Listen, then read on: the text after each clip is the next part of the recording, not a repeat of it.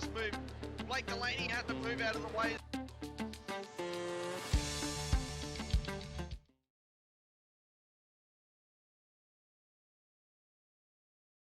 The Grand Prix. Ladies and gentlemen, we are here tonight for a massive night of SimRig Supercars Pro-Am action here presented on SRW TV. We come live from the Watkins Glen circuit in the US of A, a circuit which consists of uphill battles, a bus stop, and yes, even a boot all included. I'm your commentator, Hamish Munro, here tonight. Alongside me is Stephen Sinkovic. Stephen, how you going, buddy? Going sensational. Looking forward to this tonight, especially after having not a bad race on Tuesday night on this track, and I think the boys are going to be having an absolute blast. So you can see the track map up on screen now. It's one of the most famous circuits in all of the US, known for the Watkins Glen 6-hour and even a heap of NASCAR road course races. I remember back to the mid-2000s when Marcus Ambrose took his very first NASCAR victory at this circuit. Tonight we've got 20 degrees, 50% humidity, cloudy skies, and about 13-14 kilometers worth of wind pushing these drivers around this 5.41 kilometer circuit. Steve, what do you reckon are some of the danger zones around this Watkins Glen circuit? I mean, surely the bus stop is one of the biggest ones. Well, the bus stop is going to be the killer. It's going to be one where people are going to try to dive in under each other, but also the back end when you've got that sharp left-hander as you're coming up that little dip, which is, I believe that is corner. Let me have a look at my track map. I believe it's turn 7 or 8. Yeah, it's got a little bump in it. Yeah. So it's the one after the heel. So you come out of the heel, you go right, and then you've got your left hander, and it goes down a little bit, and it's got that little bump right on your natural braking zone. That's a little bit of a bugger there as well. But this track on its own, it's just different people have different difficulties here and there for it. Here's a tidbit for you. This track was originally a street track. So this actually went through the centre of town and all the way through the bits and pieces of Watkins Glen. First race was there in 1940. So this has had some many evolutions of it. Bought by a glass manufacturing company at one point, and it's just been resurfaced again in the last 5 years. So it's been through its paces all the way around. So like you said, it's doing a lot of big level stuff, and I know there's some 6 hours and 12-hour races that go on here as well. And I do believe I watched a race with this with our fantastic Finn from F1 that binned it in the first lap. Yeah. What's his name? Raikkonen. Raikkonen, that's it. Yeah, so love this track. It's going to be a lot of fun. Yeah, I mean, you mentioned it was formerly a street circuit, but it really has those characteristics of both a permanent race circuit, but also street circuit as well. It's a little bit like, it kind of harkens back to a little bit like Albert Park, even though that is not a permanent circuit. It feels like a full combination of a street circuit mixed in with some permanent circuit features. I think one of the toughest things, and one of the areas that will actually be noticeable in terms of where there could be incidents, is going up the hill at turn 3 and 4. So it's a blind corner coming onto that back straight. If you go up 2 or 3 wide through there, someone gets a bit of a bump and goes into the wall, all hell can break loose within a matter of seconds, especially if these drivers don't have a spotter on hand to tell them, hey, there's been an incident, just take it easy through here, because it's an area where it's high speed, high contact, and it's leading up to a corner that people are focusing on. They're not really focusing on coming onto the straight. They're thinking about, we're heading up to the bus stop, need to think about if I'm going to go for a move or not. And then suddenly you're in the wall anyway. So it's an incredibly tough circuit. Very, very satisfying and gratifying, though, when you can get it right. One of my favourite races I've ever done here was in the Formula Renault 3.5. It's so rewarding in that car, and it's so rewarding in the supercar as well, because when you can cut a lap around here and you can cut it really, really well, you feel like you're on top of the world. 100%, 100%. And one of my bits that I actually, for a crap driver, really like is the shoot. So that's after your bus stop. You've got your outer loop, which is your right-hand turner, and then it starts going left on that sort of real tight. So it's got a little bit of a camber on the inside of it, and then it banks out again. So it's a real deceiving little corner. That little corner there is one of my favourites, because for some reason it just suits my style, and I get some pace out of there. But each one of these corners got its own little trick to it. You know, I've seen a lot of really experienced drivers spin them at pretty much every single one of the corners on this track. Yeah, it can happen pretty much anywhere. I mean, the first corner is one well known for drivers running out wide, and then going up the hill, you can lose the rear end very easily coming up in the left to right switchback. Obviously, the bus stop we mentioned, you can lock up, you can end up going straight on, or you can even just end up in the wall on the right hand side. Even coming around that corner at the top of at the back end of the straight is really difficult. But the final corner is super difficult because you have to cut in on the pit entry. And if you don't get that entry right and you're carrying too much speed, it's just going to shoot you out to the left on exit into the tyre barrier and the wall. And you basically, you can't then drive around and make it into the pits because you've gone past the entry. So you're forced to tow if you have to. I have spun it round and reversed into the pits there. Oh, you've done a bit of a naughty manoeuvre, have you? That's just one of my regular nights, mate. You should know by now.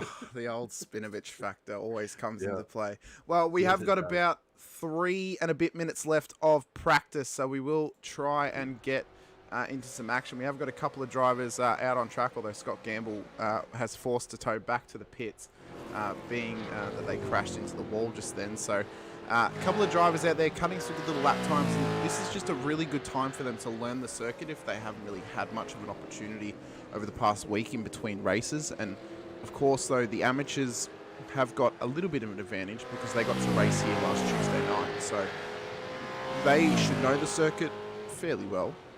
Maybe not, but well, the temperatures and everything are the same, so we set it up the same as it is for both races. So traditionally with our layout, temperatures will slightly increase as it goes in. It's a morning start. I think this is a 7:55 a.m.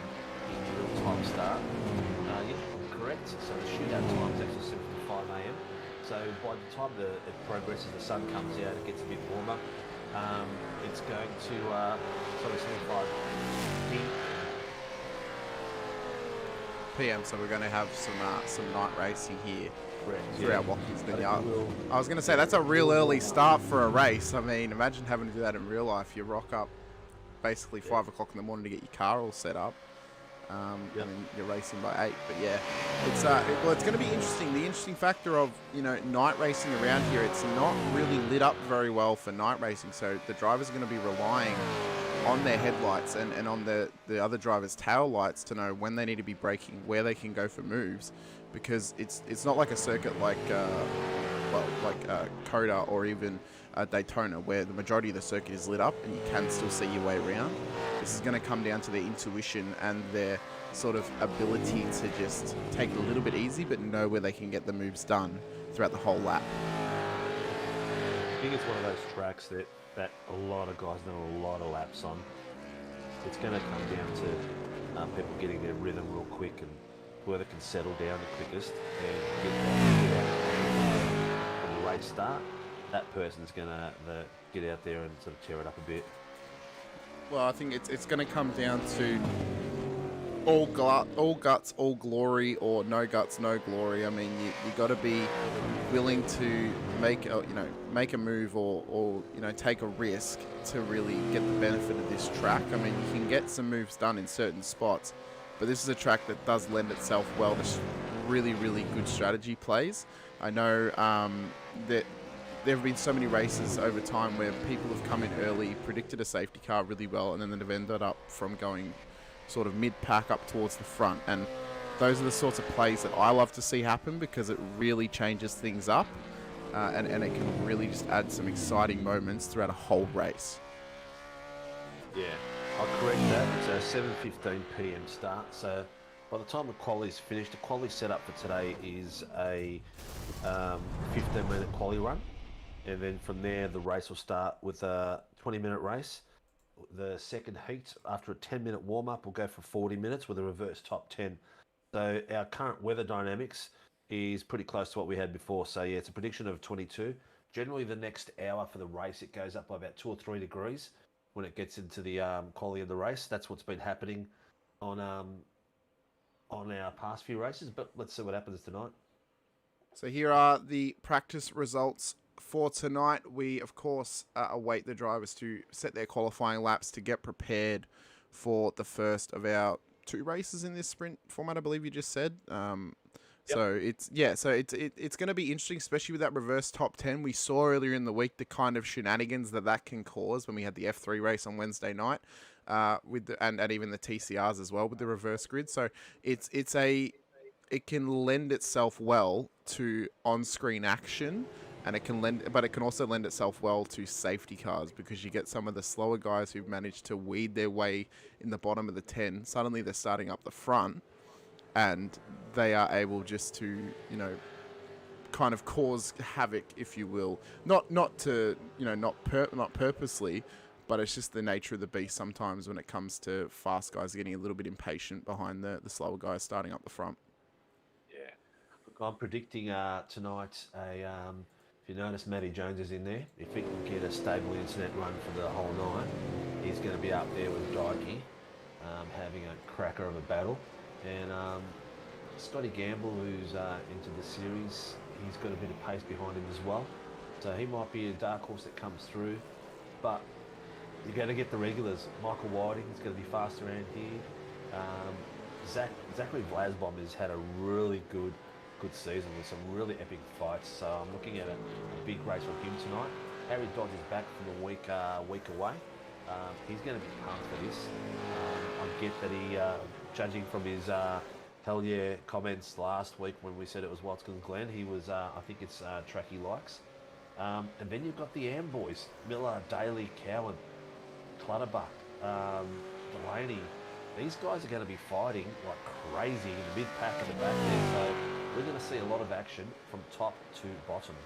Tell you what, it might be just my personal sentimental favourite since I've known them for fairly a long time, and I'd like to give him a bit of a shout out when I can, but Miles Burgess will be one I want to keep my eye on today. I've known him since my old Forza days about 7 odd years ago, and he's been racing in a lot of series that I've been calling and even organising, so it's always good to see Miles on track, and it's good to either see him do well but also crash and burn, because then I get to make fun of him in the old DMs. So he's one I'll be keeping an eye on for sure. Yeah, I don't have favourites anymore because I've got a child now and I've learnt that you can't have favourites.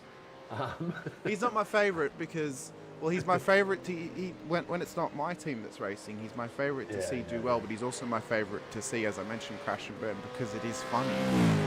So it's kind of just like a bit of a tongue-in-cheek thing, but it's good to kind of have people that I recognise racing and to at least be involved with them after not speaking to them for a long time. So it's good to see. Yeah, 100%. Well, look, I look at all these races and they're like I call them my boys. When I watch them race in other leagues and see what they're doing in other series, I'm always shouting for them and hoping they do well. That's me with vets. Whenever I see vets drivers in other races, I'm like, I want you to do well because I call you racers. But it's good to see, and you kind of you almost build like a bit of a network. The more races you call, or the more series that you're involved with, because you feel some sort of connection to them, because you know them almost pretty much, or you've seen how well they've been improving. So it's good to see across the board, really. But Matt Jones goes top of the timing tower with a lovely little time there of 1:45.39, so outlapping Zachary Vlasbom, although he's just been beaten by Scott Gamble doing the first 44 qualifying, 44.88. So the times are coming in quick and hot right now, and it's only going to evolve even more over the next 10 minutes here, Sinko. Yeah, well, Gamble's the first one under the 45s at the moment, which is a great cracker time of 1:44.87. I can see a few more names dropping into that time frame. He's done a little bit slower than he did in his practice. In the practice, he got down to a 6.2, so he's got 8.7. So he's got more in him, a lot more in him. Yeah, I mean, it's gonna. I mean, I always mention across the board when it comes to races that I watch every week, and especially when they're only little short qualifying sessions of 15 minutes. You need to allow yourself time to get the tyres warmed up, but you also need to allow yourself some breathing room to not make the mistakes. Because if you get halfway through qualifying or even 10 minutes into qualifying, your tyres are warmed up and then you have an incident, well, you've only got 5 minutes to really have maybe 1 or 2 laps that you can warm up, and then you're left with a 1-lap dash to the end. So the drivers need to be able to get a good time down early, but then also try and stay on track for the whole of the session because they need those tyres to be warm. They need to get a bit of fuel out of the car so they can try and get that faster lap by the end of the session. Because if you make that mistake early, or if you make a mistake, you want it to either happen at the start of the session or at the very end, because you want to be able to have time to get a lap in. So it's a real juggling act that these drivers have to deal with throughout any qualifying session, especially these little short, sharp 15-minute ones. Yeah, true. Let's do a bit of housekeeping, mate. We've got 10 minutes, just under 10 minutes left of qualies. But while we're here, ladies and gentlemen, thank you for the support from SimRigs, being our naming rights sponsor for the Pro-Am and Am series. So if you are after some sim equipment, go to simrigs.com and make sure that you use our srwtvlive code to get yourself a bit of a discount. Also, thank you out there to Toyo Sim, who have been supporting us for a long time as well with their hardware. Good industries are just popping up on the screen as we speak. Tempting Sweets. Also, then we have Racecraft, who is our Poly sponsor. Thank you, John. If you've watched, he's got a video come out that he posted on Facebook this morning, or was it late last night, of what they've been doing down at their premises. Everything looks pretty spanking awesome. Whoa, that was close. Nearly collected him on the way through. And also, who have I forgotten out of our sponsors because I got distracted? Oh, Warren and Brown as well, who is always supporting us and is our stream sponsor for all our other series. And tonight's race is supported by Dragon RC. They are our round sponsor for the V8 Supercars. Well, a massive thank you to all of them for being supporters of SRW TV. Also, a massive thank you to everyone who is currently tuning in right now. We have got 12 viewers at the state of qualifying that we are in right now. Be sure to get into the chat. We'd love to have a chat to you throughout the broadcast, of course. And if you haven't already, please hit the subscribe and the bell button, as we will be doing a SimRigs giveaway once we hit 1,000 subscribers on the channel. The caveat is, though, you must be subscribed when the draw gets done. And, of course, that will be announced on our socials at our SRW Sim Racing World on Facebook. 100% like, subscribe, get your friends, get your family, get your relatives to subscribe. They can always win it for you. So yeah, we want to get to that 1,000 mark real soon, and from there it's just clean sailing. We'll be happy to get the community behind us, and also a big thank you to the community and the drivers that support us week in, week out, and come and race with us and have some fun. Well, the more engagement that we can get on the broadcast and the more engagement we can get with the channel, it really helps with the YouTube algorithm. It helps get more eyes on the series, which can allow us to bring in more drivers to race, which will give you guys more racing action throughout the week, whether it's more drivers in the series that we run now, or the options to broadcast other race series that might not be an option right now in terms of what drivers we have or where they come from, in terms of who is racing. So we want to be able to make more opportunities for drivers to have a go in SRW, but also for us to be able to broadcast some different race series to put on a great show for everyone watching at home. So if you haven't already, please do it, because it does help us, but it also helps you in the fact that you get more incredible racing like this happening on a weekly basis. Oh, look, in the content we put out is we try to do the best we can. We're always updating things. As Hamish has found out, halfway through we'll do a little bit of tweaks here and there. But look, it's important to us, but it's also important that we give you guys something to see. Get your family and friends; they can see you drive. We had a perfect comment from I can't remember who it was from. Someone on Facebook. It's great to see how we show drivers in the mid-packs fighting, drivers in the back fighting, drivers at the front fighting. We try to give everyone a bit of airtime. So if you're watching and you want to see someone, let us know. Just pop up a message there. How's Cowan doing? How's Noble doing? Let us know. If we haven't seen him on screen for a bit, we'll shout out to him, and make sure that you can see your family and friends out there. Importantly, we just want to make it fun. 100%, mate. And one thing I always like to focus on, as you mentioned, whenever we broadcast, but also whenever I broadcast, I like to run through the whole field, because there are some race series out there that only show the front of the pack, and then you miss out on some absolutely fantastic action that might happen for a battle for 16th or 15th or even 30th and 31st. So it's good to suss out the whole field of what's happening, because you can come across some absolute hidden gems that are happening right before your eyes, but you're not actually looking at them. You know, it's kind of like a two-way mirror or a one-way mirror. You know, you can see something looking back at you, but if you go to the other side, you can see something even better. So it's Last week's race was a perfect example. If viewers can go back and watch last Sunday's race, the mid-pack and back of the pack fighting for positions was sensational. There was one stage there was 3 wides and all sorts of things. It was really good. But I've got to give full credit to the drivers in our series. It was full on, but the respect level and the space they give each other, the way they race, next to none. And you know, I mentioned it on our when we watch. If you are in Victoria and you get a chance to watch our Channel 31 on Thursday night 9:30, or our race repeats on Saturday, you'll see we talk about the driving and the standards of our driving, and it's next to none. And that's what it's all about. We want to bring the best driving we can out of our guys and show it to the world, show it to everyone that loves sim racing, that you can have fun, can be a great racer, but you can also have respect for the guy beside you. You can take some paint, trade it, pass it on to the next car, but you know, it's still fair and it's clean.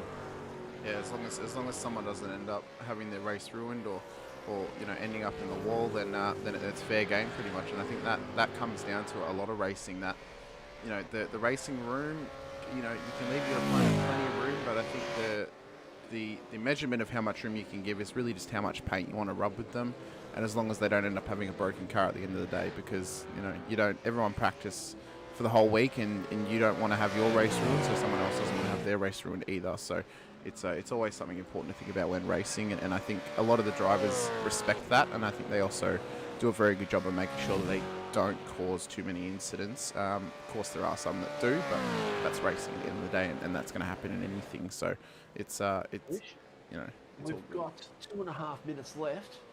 There hasn't been a hell of a lot of changing in the qualifying times. No, there hasn't. There has We've not. still got Scotty Gamble in first position. We've got Blasbon in second with a 1:45. Matty Jones at 1:45.3. Harry Dodds with a 45.6. Malcolm Whiting with a 45.622. The gap is, there's not much in it. No. Miller next with Noble, then young Ty Delaney. Dykston at 46, so he's probably coming late in the system at the moment. Clutterbuck, again 46, Jace Douglas, and so on. So the times haven't been going up, and looking at the times on screen, there's a few greens but no purples. No, they're all just kind of, I think, struggling to find the grip, but also stay comfortable with the car track combination at hand. So it's, you know, within the final 2 minutes of qualifying now, well, since it's a sprint round, once 15 minutes is up, you can't finish your lap.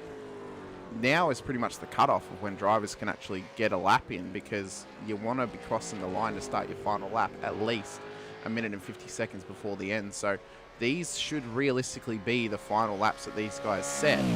Clutterbuck there did two green first sectors. Now, the oranges don't necessarily mean that he's slower, but it means that he hasn't actually just bettered his time. He might have matched it or anything like that. So, you know, it's real crunch time now for these drivers. Gamble should finish his lap because he's only... oh, no, actually, no, he's just started his lap, so I don't even think he'll be able to finish it this time by. So, I don't even know who's actually going to have an opportunity to. Yeah. He might jump a few spots. Same with Sam Noble as well. He's just gone purple in the fourth sector. So there it goes. He's currently sitting in fifth. As he crosses the line, comes around the final corner. What can he do? Michael Whiting goes orange in the final sector.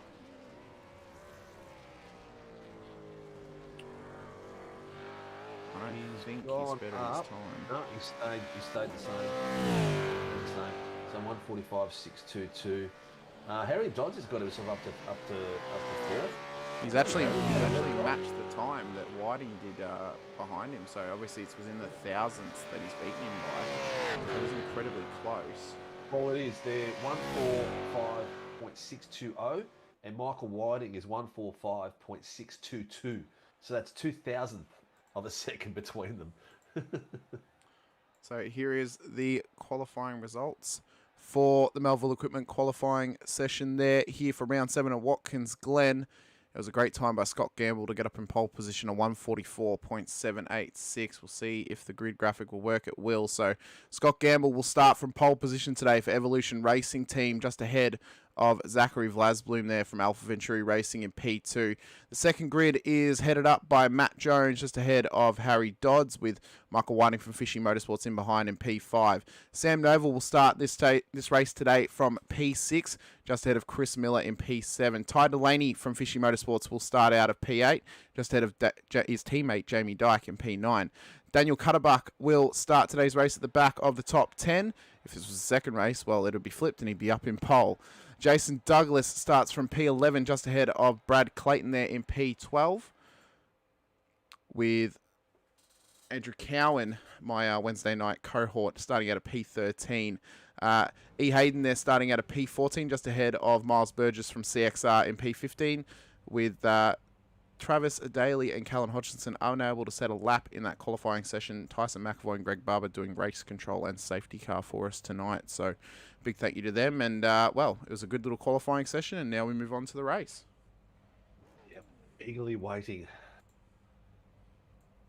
This is going to be a great run to the first corner, which they call the 90. And they call the S's the S's, E-S-S-E-S. It's a well, a not so creative name, but it does work at the end of the day. So 30 seconds until the race starts. Scott Gamble will lead them away once we go green, and well, it's all in his hands from a standing start here. Got the lights up now. How well can Gamble do off the start? We await them to go green. And we are going and racing there. See a couple of drivers pop into the middle of the track. Just got a good run against their opponents. Gamble covers into the outside of the circuit as they come through turn 1. You can see the jump already from Matt Jones up into P2 already. As they come up the hill up towards the big long straight into the bus stop.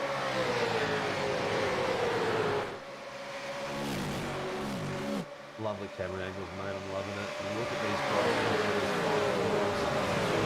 fighting and jogging for positions to the bus stop. Now, whoa! Is that that's contact. Matty Jones has turned into Vlasbom. Matty Jones is still out there. He's making his way back on. Vlasbom has dropped 4th place, and Dyke has made his way all the way up to 4th from. I think he started in 8th. See if we can get a replay on that. Yep, there was just a bit of bounce. He looks like he got a bit of air time and lost traction across there. But that's given Scotty Gamble the opportunity to spread his wings out there. But he's in hot pursuit by Whiting and Dodds, followed by Miller. Miller is sitting 4th, and we've got Vlasbom, who was having on the outside.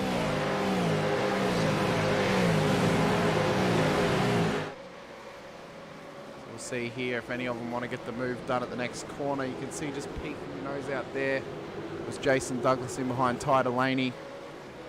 We saw as well off the camera angle, you could see the mark on the side of Vlasbom's car from the contact with Matt Jones. But it's just a little bit of paint, but it'll be interesting to see what comes of it. But he's done well to kind of stay within the top 10. He's still within the fight, P6 at the moment. Matt Jones was the big loser out of that one. He's back down in P15. But we'll have to see what can happen. Watch him from behind. You can just see him pop his head out just before every corner. There he goes again. Just pops his head out and sticks it in just to let the guy know I'm going to pass you soon. So Scotty Gamble leads the way now. He's led it from the start, and he's had a nice and tidy start of this race. Just controlled it, kept his head clean and clear, and now focuses on for the next 17.5 minutes of racing.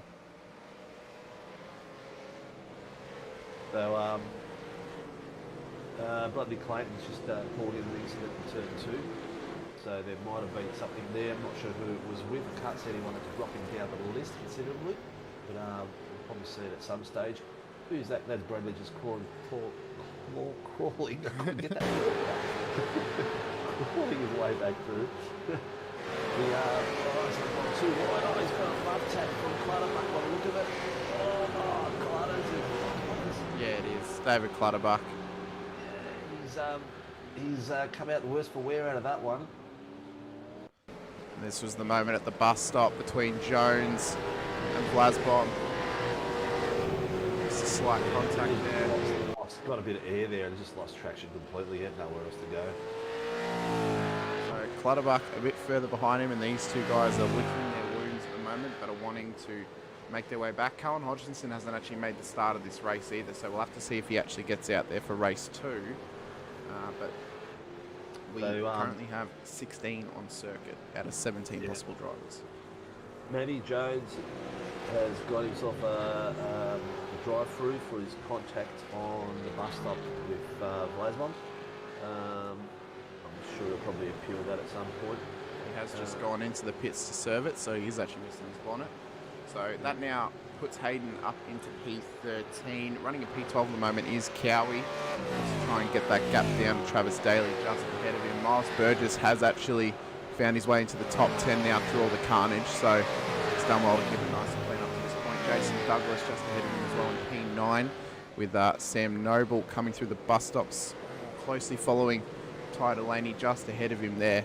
Jamie Dyke, his fishy teammate, is just rolling in behind Vlasblom, who was the big loser off that bus stop incident, being that he has now dropped down, but he's back up into the top 5, so we'll see.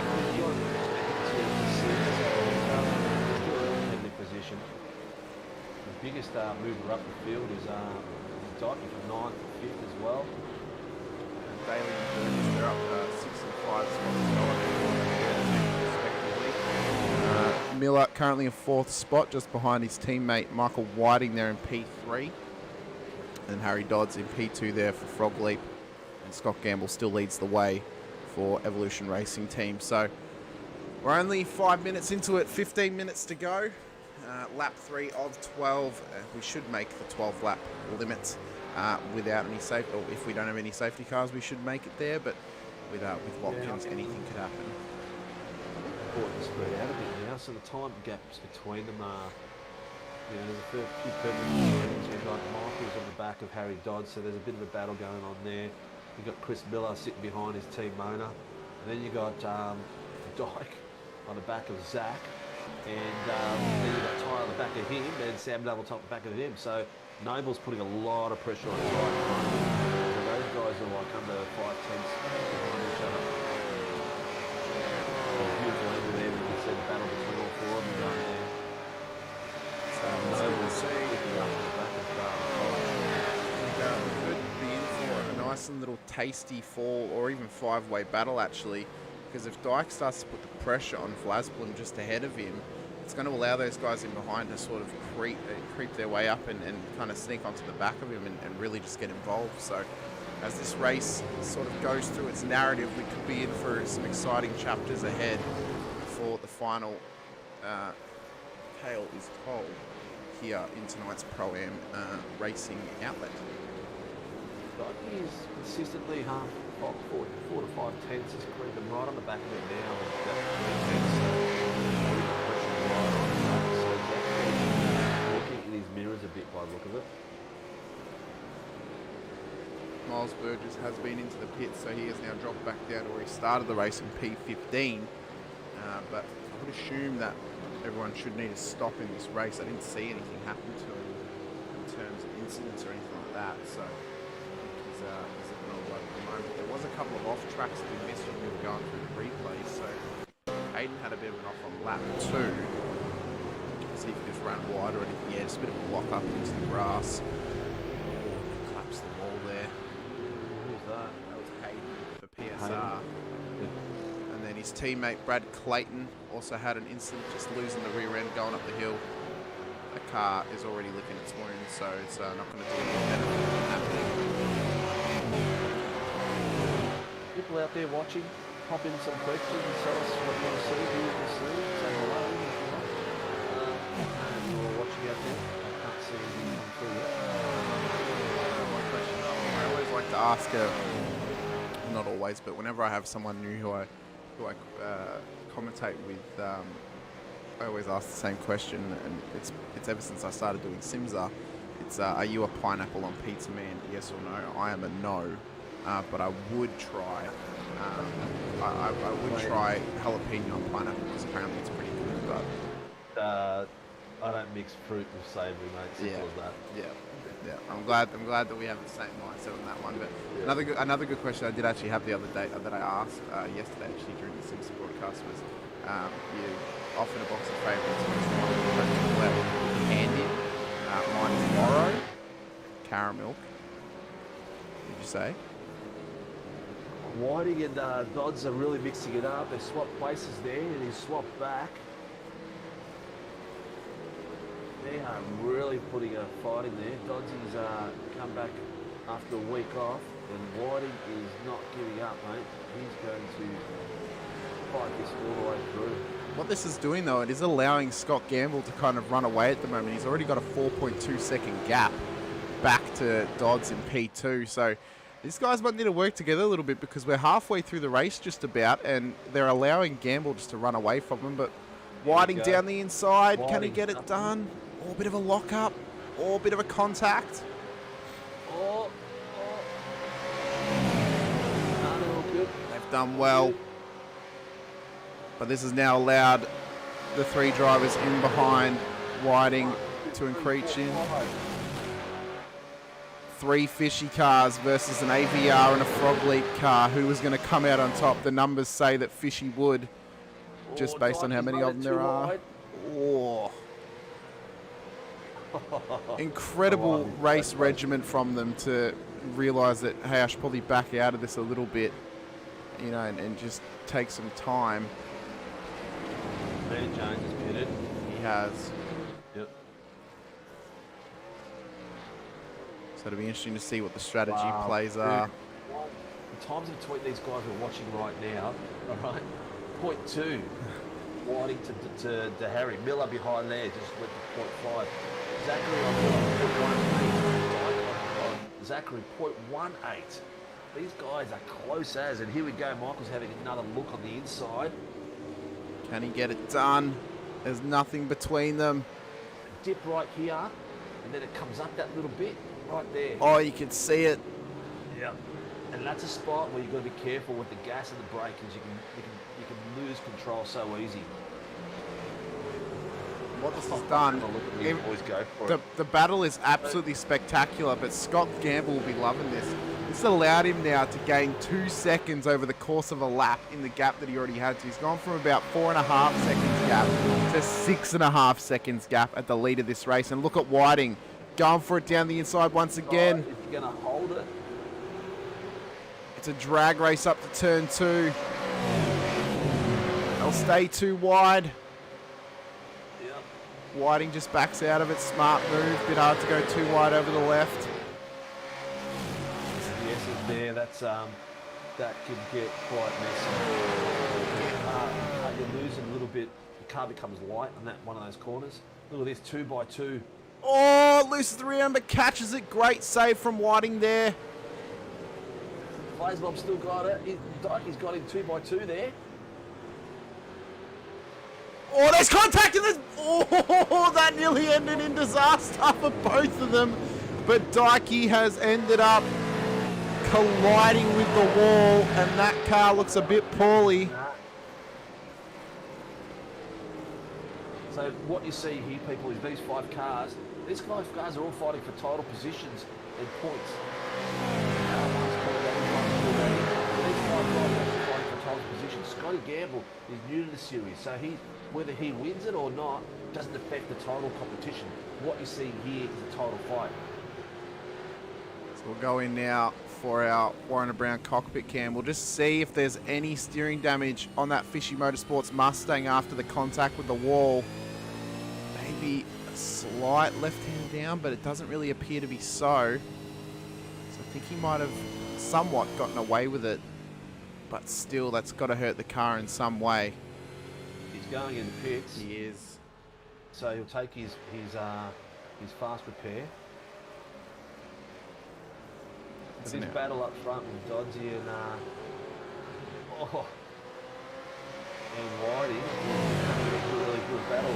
Harry is starting to handle himself a lot better in these battles and not making the critical errors that he's made in the past. Well, these guys are racing for sheep stations right now, and, well, the sheer ability that these guys have got to get the moves done. Dodds just allows Whiting past, doesn't want to sort of battle him too hard and cause an incident. He lets him go, and then, you know, probably thinking about, I'll get another opportunity to get it done in the final 6.5 minutes of this race. He's out. He's come out in P12. So not too much of a loss. Well, it'll be telltale though when these guys go in and where they end up coming out, or even if they do come in. 4 minutes left of this.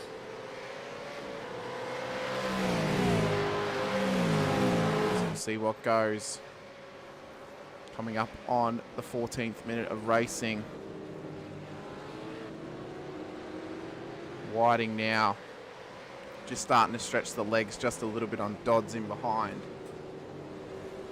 Whiting showed he had some good pace on him. He stuck with him for a couple of laps, got the move done, and now just has to concentrate on building the gap. It's not likely he's going to be able to cut down an 8-second gap on Scott Gamble, being that he would likely have to outlap him by about 2 to 3 seconds a lap, or just have a bit of a hope and a prayer that Scott might make a mistake. But it is looking like a strong and dominant performance here in race 1 for the 543 ERT car. I think Scotty is very fortunate that the boys behind him are having a really tough battle. It's given him a bit of breathing space, which he's taking full advantage of. Now we go back to it. So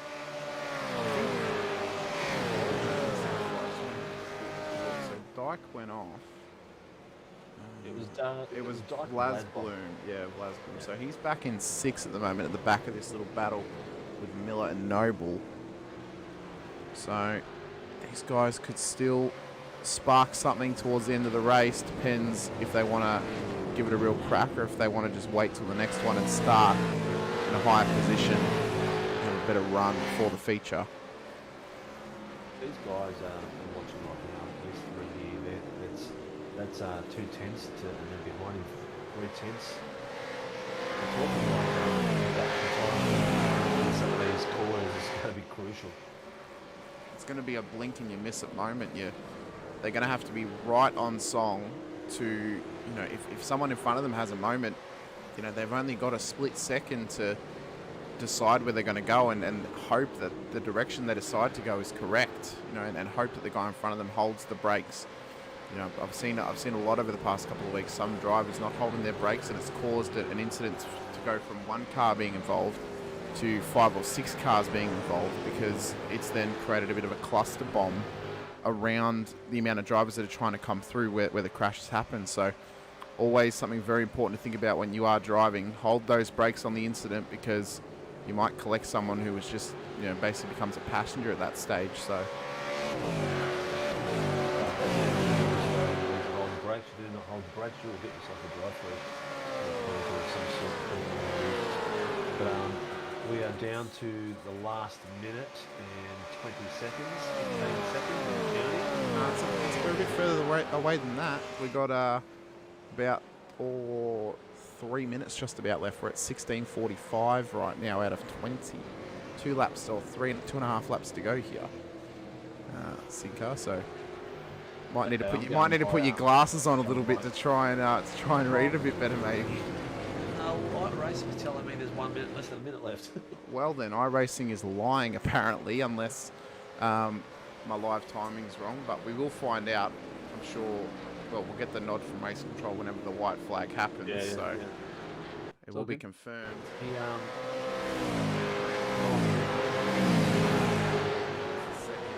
stop for him, so he must have been maybe involved in something. Cowan in the back there with Miles Burgess and Jason Douglas have been doing a bit of swapping. Noble's passed by Miller. No, he isn't. But he's right there. Jesus, look at the time. 0.2, 0.11 from Noble, Miller and Zach. There's currently 2 incredibly close battles happening at the moment. Noble, Miller and Vlasblum are all within half a second of each other, and then Cowan, Daly are within half a second of each other in behind Jason Douglas. So there's these little packs forming at the moment as we see Vlasman going up the inside. Can he get it done? He does. Done it. That was clean. And hands. Close to each other. He's going to drag him all the way up the hill down a straight, and then Miller will have another opportunity at the bus stop. So it was, well, nods to Miller there because he backed out of it at the right time. He realised he wasn't going to be able to really defend it very well without getting it off track. So just recouped and waiting for another opportunity. Gowan's just past Douglas. So that battle is on. Douglas is like 1/10 off him, so let's find out what ways of him, of course. Look at him, here comes Douglas trying to take it back, and that's opening up the door to Travis Daly as well behind them. Oh, look at this, too wide through the bus stop. These guys are racing all the way to the checkered flag. 60 seconds of time left. I don't think we'll get that final lap in of 12. Oh, a bit of a lock there mid-corner. So, Cowan's fighting with Douglas at the moment. What Cowan's forgetting at this point is that he isn't racing Douglas. He is racing Troy Daly. Douglas is a pro and Cowan is an amateur. So he needs to be wary. At the moment, he's an amateur. You've got Vlasbom in first position for the podium for the amateurs. Ty Delaney in second and Cowan in third. So Cowan's got to be very careful. Oh, a bit of a knock. Overdrive. So we will actually get the 12th lap of 12 as Gamble crosses the line before we get to 20 minutes all the way done. So white flag lap.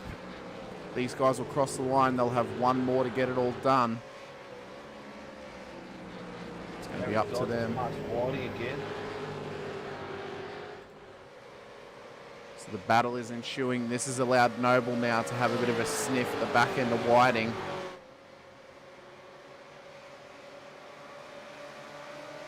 It's the final lap. Noble's gotten him past him down the straight. He's let him through. Maybe he's got some damage of some sort, or maybe just the car is... Maybe he's fuel saving. Maybe he's running out of juice. We'll hop in the cockpit, Campbell, see. Yeah, he is. He's clutching in. So he's fuel saving. Yep, Vlasbom just passed him as well. Yeah, oh, he's run out of fuel. Massive clutch in there, so he wants to try and get all the way to the end of this race. He's just going to make it, by the sounds of it. Massive fuel save mode at the moment for Michael Whiting. It's going to allow his teammate Miller through as well. I guess. Just heard someone scream, oh no, but I don't know who it was. So we'll head up now. Scott Gamble leading the way. It's just been a dominant performance, hasn't it, Steve? Round the final corner. And Gamble will cross the line to take the victory for the sprint race here tonight. He will start from P10 for the feature.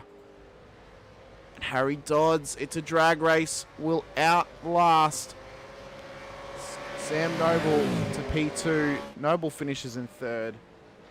Vlasbom in P4 and Michael Whiting will get home in P5. Only just makes it ahead of Miller and Delaney. Cowan will come home in P8 ahead of Hayden, in P9. And then Douglas makes up the 10 ahead of Travis Daly in P11 there. Jamie Dyke, a shame for him. He was doing really well until the contact. No, he won't. He will not be a happy man. So in the end, Ed Hayden passed Travis Daly and Hayden passed to Jason Douglas, and Jason must have been running low on fuel as well. Now we just await Daniel Clutterbuck to come in. So Burgess actually stayed in the pit, so he must have had a problem of some degree. I can't see on my timing on if he's actually had an incident or not. So it's a real question mark on what's going to happen. I mean, maybe he just was a bit over it for tonight. But 10 minutes of warm-up now. Get the juices flowing. Get prepared for race 2.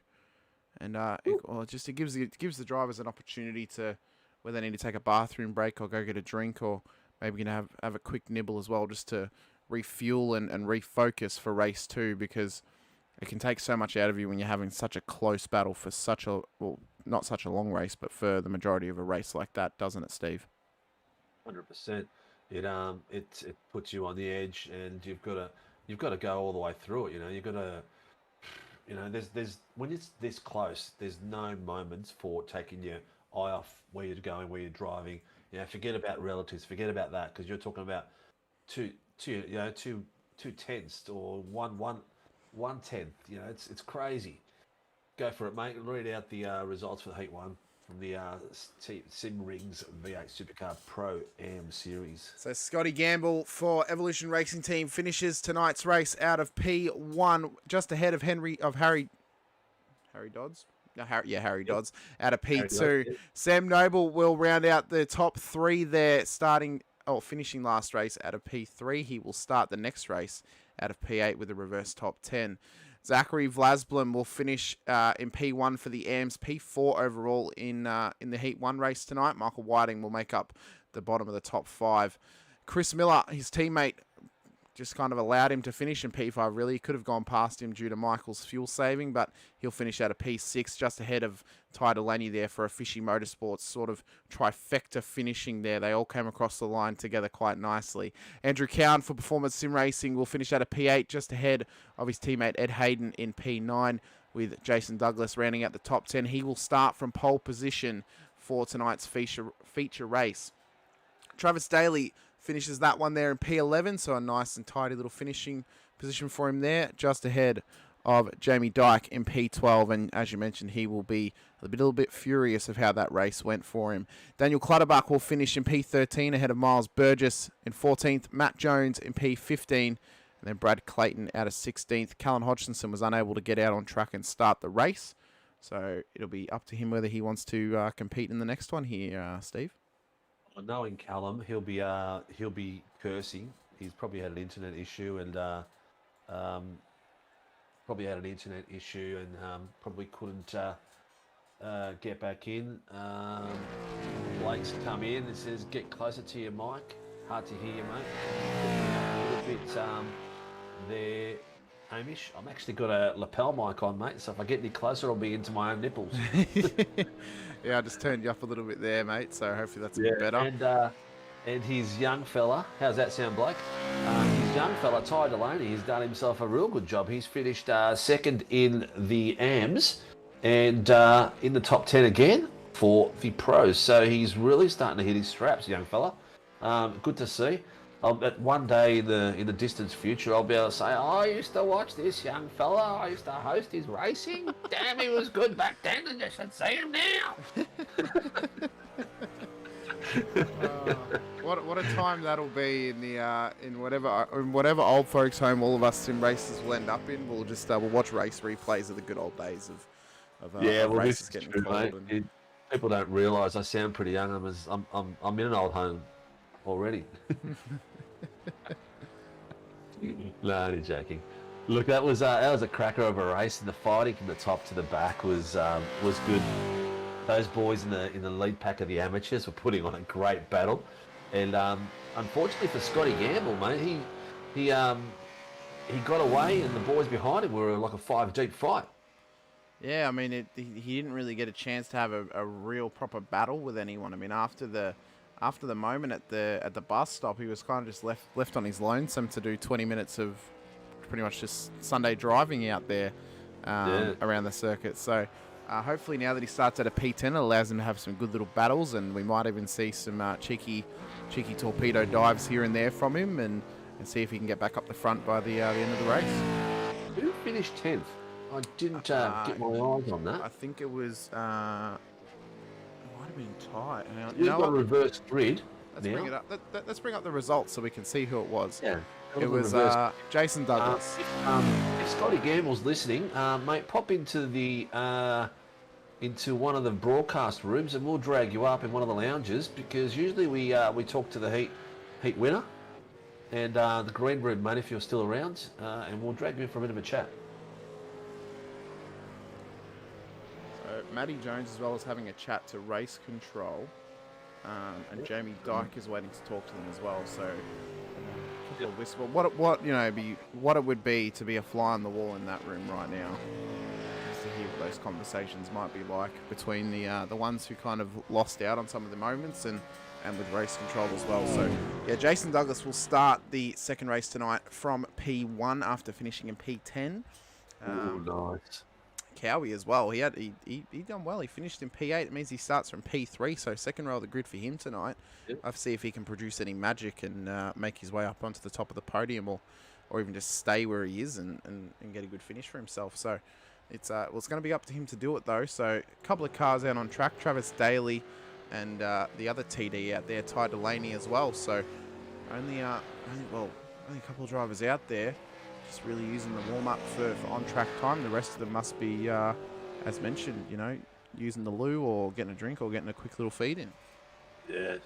It's going to be interesting. Jace Douglas is not a bad little driver, man. He's still learning, but he's got a bit of pace for him, and he can put the elbows out. So he's not going to give up his position very easily at all, mate. He will have elbows out no matter what. And then beside him on the front row is Ed Hayden. Now, I've only seen Ed this season, so judging from what I've seen, so no offence to Ed, I'd say he's a little bit green for it. I think Jace might pull away from him. But then Cowan and Ty behind them two are going to be elbows out and racing like full on. It's going to be no holding back. But then they got Miller behind them and Whiting. And you got those two fishers behind you, and their third row back. It's gonna be interesting. It's gonna be very interesting. Oh, we could see some floundering fish in a piranha tank tonight. I mean, I guess the beauty of having the reverse top 10 is it can lead to some absolutely monumental and exciting action off the start. I mean, we saw last race. They only got to the bus stop before we saw a couple of drivers coming together. It could be even worse for the drivers this time by, because you got drivers who might be a bit green off the start, starting up towards the front, a bit nervous, and then before you know it, we could be under safety car and just traversing around for a couple of laps, and then you got to get the head right before that restart happens, which can then lead to more incidents happening. So it's a complete juggling act, and it's a complete circus out there when these sorts of things happen. But it's such great viewing from a broadcasting and a viewer's perspective, because it is. You throw yourself into it. I lose track of time of where we're at. I completely lose it. An hour, 2 hours. Like we do a normal top 10 shootout. That's 3.5 hours of broadcasting. It doesn't feel like it. It feels like about an hour. Before we go on to the next thing, Cowie, the average sim racer, has said, Ty's had some pace around him on this track, getting too quick for an old fart. And then Harry Dodd saying Whiting and him just can't seem to get away from each other. They can't leave each other on track. You're both in the vortex, mate, and it's good racing. It's nothing wrong with it. It's good racing. I love it. I'm itching to see what Dykey does this next. What Dykey and Matty Jones do in this next heat. Yeah, it's going to be very interesting to see how well of a start they can get, and if they can pick their way through the field up towards the front, because those guys have got good pace about them. They're starting behind the majority of the slower drivers on the field. So it's whether they can go for those sort of a bit wild dives or wild moves, or whether they're a bit conservative and want to make their way up. Dykey is probably a bit frustrated with how he went last race. He might have a bit of redness, and keeping the head clear might be important for him. So I will. Yeah. I think just from experience looking at both these drivers, Dykey will be a little bit more measured, and the Matty Jones is just that little bit more aggressive. Like he'll put his nose in. And he's not dirty or anything nothing like that at all. But he's just I think that little bit more aggression. Dykey to me seems a bit more measured. He's a bit more calculative on where he goes and when he's going to dive in for a pass. Correct me if I'm wrong, viewers, but that's my perception of the two drivers. So it's going to be this track. You've seen it. Passing points on this track can be quite slippery. So it's going to be interesting to see you know, how they're going to make their way through and how they're going to fight for these positions and make their way back in. So we have actually had a couple of comments into the chat as well from Harry Dodd saying, oh, I think you might have mentioned it, Whiting and I can't seem to leave each other alone on track, which, well, that's good for us because it's good viewing. And then Blake was also saying the boys in Race Control channeling their inner Pat Benatar, all fired up. And then Cowie's new turn of speed has been awesome. Keep it up. And Joe Mahoney saying sim racing bromance. So it's great to have so much engagement in the chat as well during the races because it gives us something to talk about other than the on-track action, because sometimes that little distraction helps sort of reset the viewing pleasure sometimes. So it's great to see. But Jason Douglas will start today's race from pole position after finishing 10th place in the last one. He'll be hoping to make the best of it, I guess, just ahead of Ed Hayden in P2. Andrew Cowan starts out of P3 just ahead of Ty Delaney there in P4, with Chris Miller starting out of P5 with Michael Whiting out of P6. Zachary Vlasblom will start out of P7 just ahead of Sam Noble there. And then Harry Dodd starts out of P9, and then the race winner for the sprint, Scott Gamble, starts out of P10. But we are going racing now. Just as they are. It was a quick and fiery start and a quick and fiery grid read. Look at them all. Great. Oh, look at that out wide going. What the hell was that? We'll get back to that in a minute, but great pace off the line there by young Jason Douglas. He took it out like crazy. Ty is still got a fair distance behind, but he's got off nice and clean, followed by, that's Chris Miller in second and third. Look at them all swarming in behind there like a pack of hyenas just kind of running down a gazelle up front. They're all hungry and eager to get up all the way to the front. Jamie Dyke has now found his way into the top 10. Scott Gamble has dropped down to P14 off the start. So it's going to be whether he's had a little bit of a moment or he's been a little bit conservative right now to make his way through the field. Well, we've had a few people calling in some things. Car 93 and 57 have called in 2 things to race control. When we get a chance later on, that first apex on the left as you're coming into the bus stop, we've got to go back and have a look how much air these guys are getting coming through that bus stop. And I reckon that's part of the contribution of what happened to Matty Jones when he was coming through there in the first heat. But these guys are starting to spread their wings and starting to funnel into 1-2s. But have a look at this. This is, there's 1, 2, 3, 4, 5 going into one corner.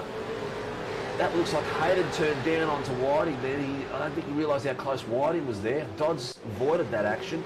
But damn, there was a lot of cars coming through at one spot. He almost got eaten alive off the start there, did Hayden. So he was kind of taking his time into turn 1. But the other guys were ready to kind of get the assault on nice and early. So the biggest mover of this race so far is Matt Jones, who's currently up 9 positions in this race. And he's done very, very well off the start. He wants to kind of rehabilitate what happened in race 1 and come out with a much better performance here out of race 2.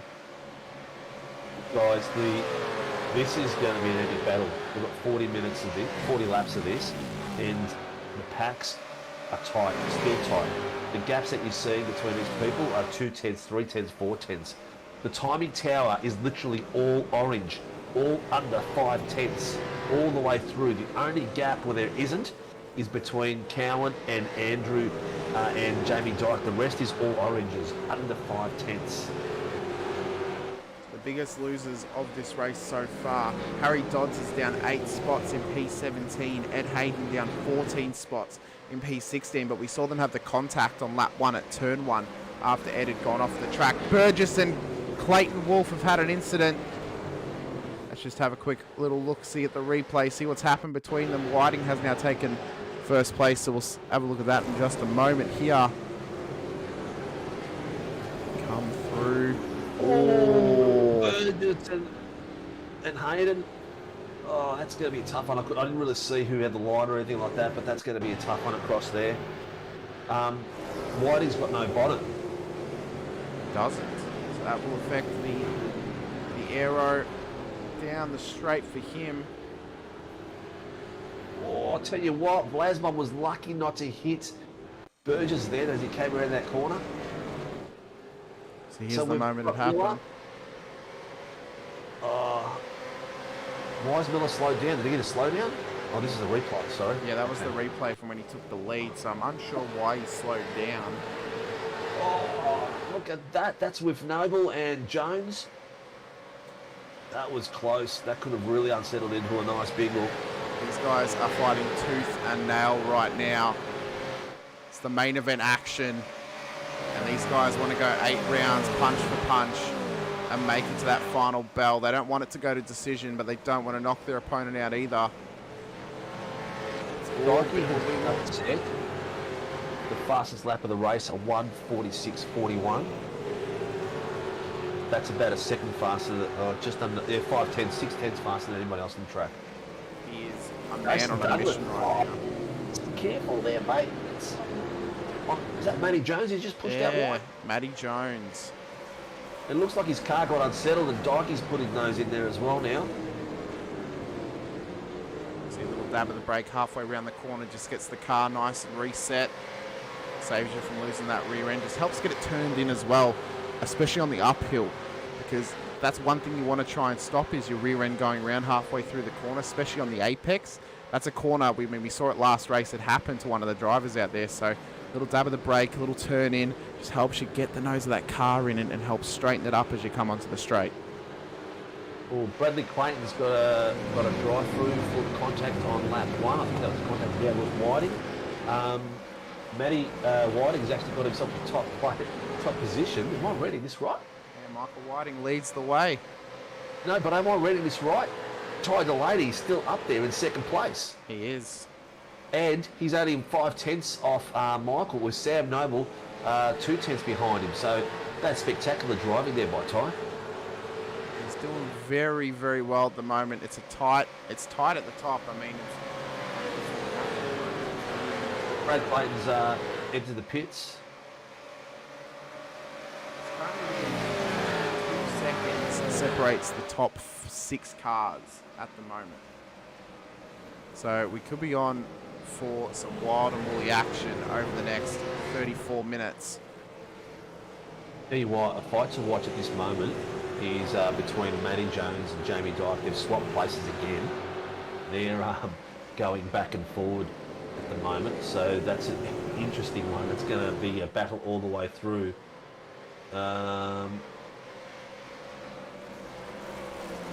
Have a look at where we're going. Matty Jones is gone up by 10 places.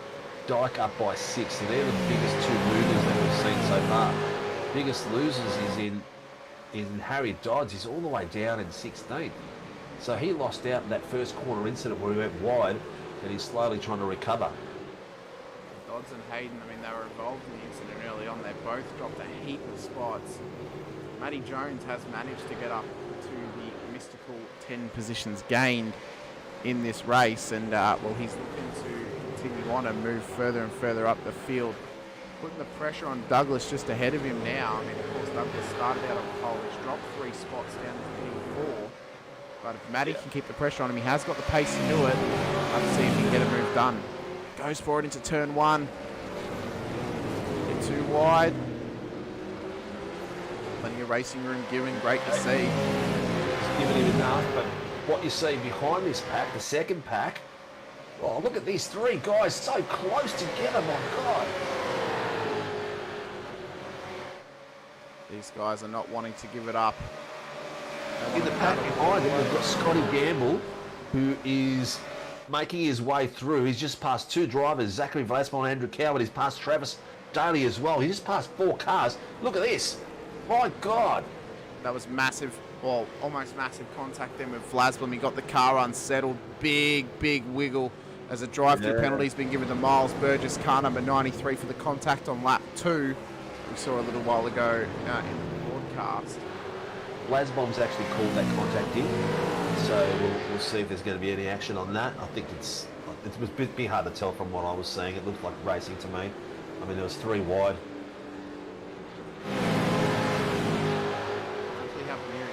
R88 was told to readdress, so Jason Douglas is told to readdress. Jason, don't chitter-chatter, mate. So, questionable what's happening.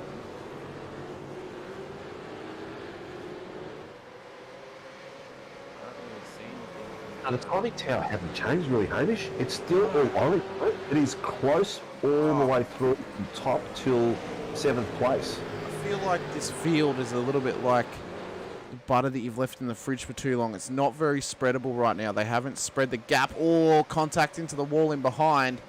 You see Dyke covers the inside in behind Jones there, but yeah, the field, they're not really spreading out too much. And I think this is what can happen when you have the slower guys up the front and your faster guys starting a bit further back, is you get these close little battle packs because they're all at a similar pace. I mean, of course, Gamble was incredibly quick in the first one, but now that he has to actually battle and get through the field, it's really just tightening it all up throughout the whole of the race proceeding.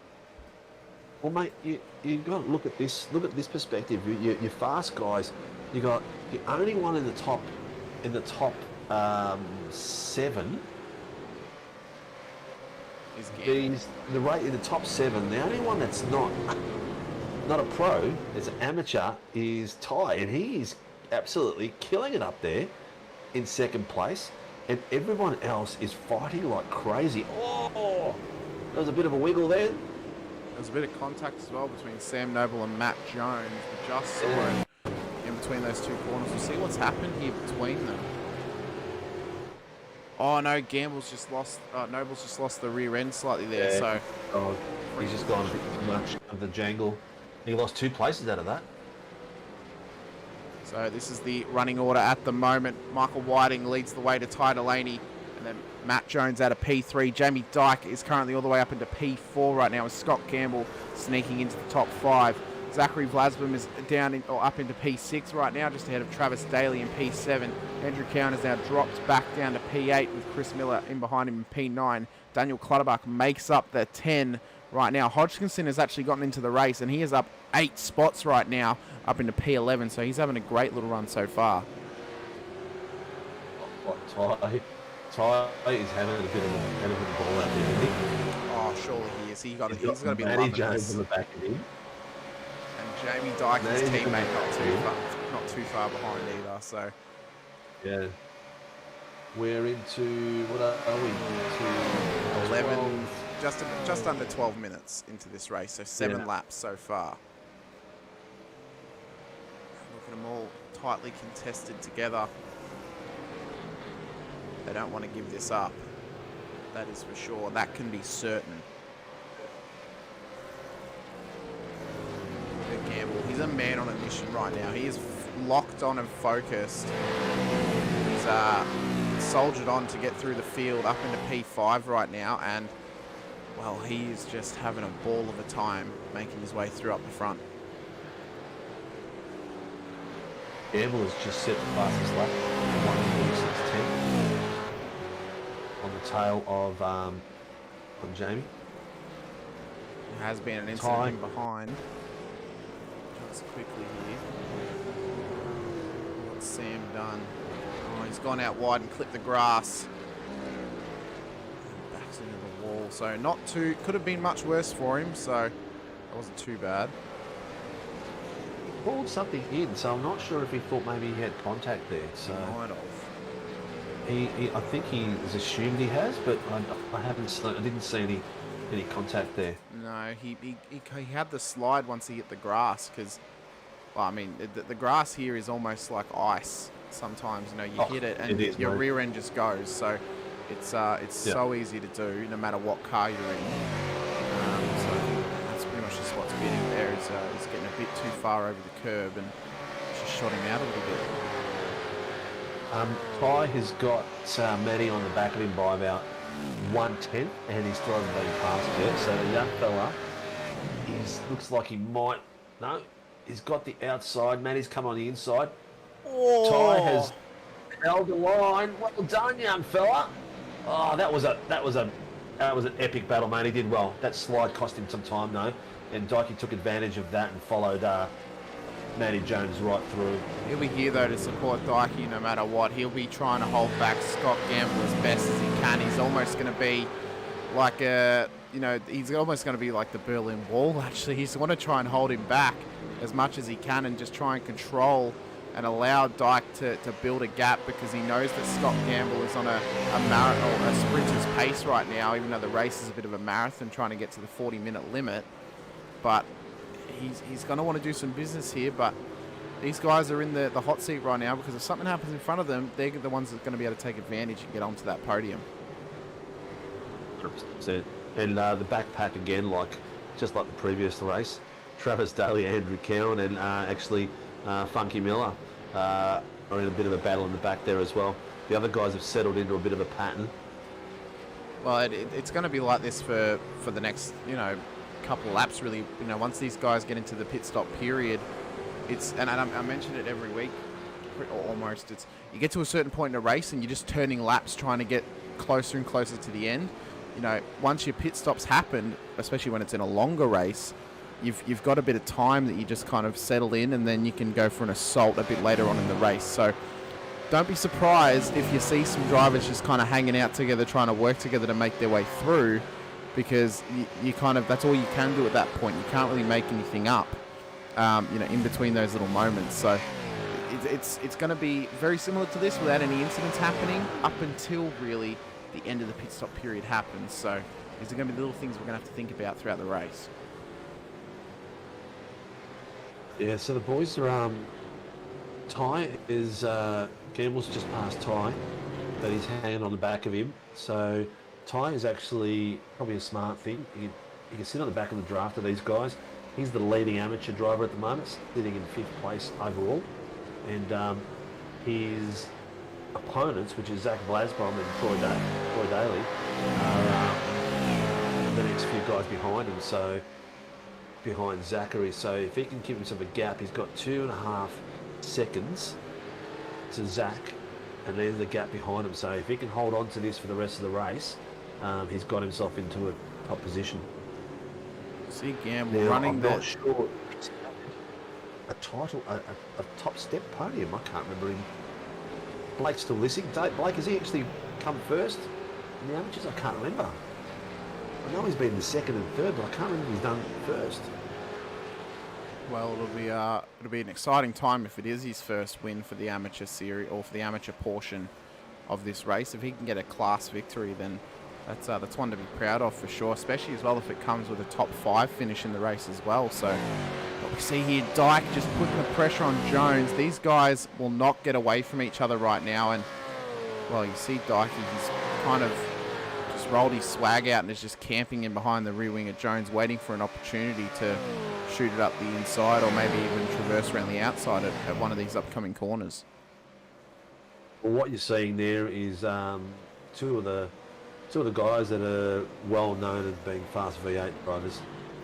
You've got these boys, Whiting, Jones, Dyke.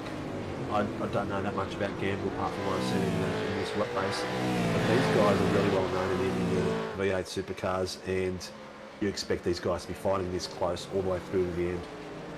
Well, I mean, they've all got great pace about them. They've all got some fairly good racecraft about them as well. It's whether they can have a perfect combination to take advantage of their skills and just push forward and try and get into an even better position. I mean, there's so much at stake. All a bit of a slide there from Dykey, but well caught. Just needs to be careful through this corner now, because those tyres will be a little bit warm after that, and needs to be careful on that bump that we've been speaking about through the left-hander. You know what? We've forgotten all about up front. Michael's driving with Nata Bonnet, and he's got himself a 1.6 seconds gap on these boys who are going to be hopefully the fighting between them won't let them creep up onto him until the pit stops come, and the pit stops are only about 2 to 3 laps off, so it shouldn't be too long. Lap 12, 13 is where the pit stops are going to sort of hit. Michael's hopefully doing a bit of fuel saving. He'll probably go in 13, 14. Blake, thanks for the info, mate. He's told us that Gamble is a gun too. Yeah, I've heard he's a gun, but I just haven't seen much of him on an SRW. I'm not sure if he's been in SRW before, but I have heard he's a very fast driver in the V8, and he's shown that tonight. He's shown some real skill. That was a really smart play there from Jamie Dyke just ahead of Gamble. He saw that Jones was covering the inside. He knew that Gamble was behind him, and well, seeing from what Scotty Gamble's done, he's not one to shy away from going up a cheeky dive around the outside. So he just decided to cover the line and remain in P3 because he knows that he can take advantage of anything that is laid in front of him. And Gamble, smart operator there, doesn't want to go for the dive up the inside because it is a very tough corner to get the move done. Almost impossible, in fact. So these three guys, they're in a tight battle, but they're not going for, you know, they're not really racing for sheep stations right now. These guys know there's still a long way to go. In their rear vision mirror right now, they can't even see the front end of the cars. All they're seeing is bonnet. Yeah. That's how close they are, you know. Especially in your side mirrors and the real mirror. If you're using the iRacing mirror, it makes it look a bit further away. But if you're using the actual mirrors, they'd be there's no headlights. They can't. They'd be too close. Look at that, 0.2316 between Gamble. Oh, Gamble's gone out wide. What's going on there? No, he's kept going. These guys have gone pit. Yeah. So Gamble has kept going, and those guys come into the pits as well as Vlasblin as well. So start of the pit stop period now. Jones, Dyke, and Vlasblin all jump in. Pit entry. Looks like the pit entry with Dyke and Gamble. It looks like that Dyke might have tapped. Dyke might have tapped Matty Jones on the way in then. Not sure, but they're both in the pit. Let's see who comes out of that pit first, who's saved more fuel. Oh, that was a bit of a moment there from Gamble. We'll have a look at that in just a moment. This was the pit entry, though, from Jones and Dyke. Oh, yeah, there is contact. Yeah. So they traverse through the lane. We'll get the moment there from Scotty Gamble as well on the bus stop.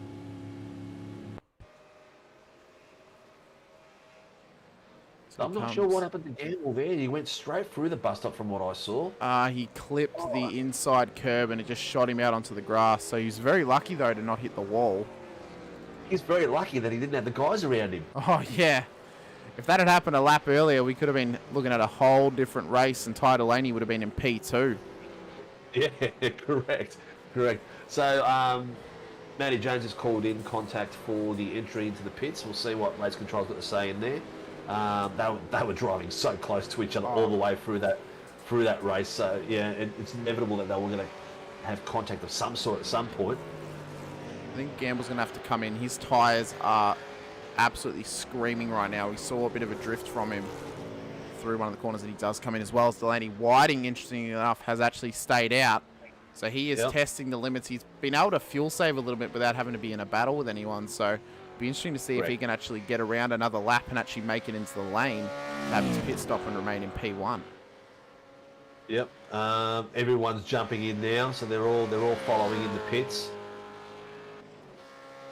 Gamble, Delaney, Daly, Cowan, Miller, all in the pits. Hodgkinson and Clutterbuck have stayed out. They now go into P2 and 3, but that is only a provisional spot until they come into the pits and may or may not get past. So I can't see on my screen the lap. It's a bit blurry. What lap's is that Whiting's on at the moment? So Whiting is currently on lap 13 right now. So he has really stretched the legs to get into this spot. A bit of a slide there from Jones in behind, but you can see how much gap Dyke's already got over him. He's also now retained provisional P, or now he's actually gotten provisional P2 from that pit stop. Gamble has gained about 4 seconds on Ty Delaney through the pit stop, but he's still out in behind Jones there. So the undercuts worked well for him to gain a bit of time over Gamble, who was right up their rear end before these guys came into the pits. Also, Matty Jones and Dyke. Dyke's come out in front of him. Dyke's pit was only 18.62 seconds. Matty Jones's pit was 21.22. So he must have taken slightly less fuel, unless he knows the trick where if you don't take a tear off, you save 2 seconds. So maybe he's done that, or maybe he's taken a bit more fuel. Michael Whiting has come in. He's managed to make it all the way to the lane. We're going to stick with Jamie Dyke, because this is going to be the question now, whether he takes the lead of this race or if Michael Whiting retains the lead when he comes out of the pits. So the Matty Jones coming into the pits before was tapped rear end by Dyke as they were coming in, and Matty Jones called it in, and considering that black flag was cleared from Matty for entering the pit, there's no further action, so I guess they'll dispute that before or after. Dykey has just made his way around Dodds, and I think Dodds didn't put up much of a fight because he knew he was going to the pits, which he just did.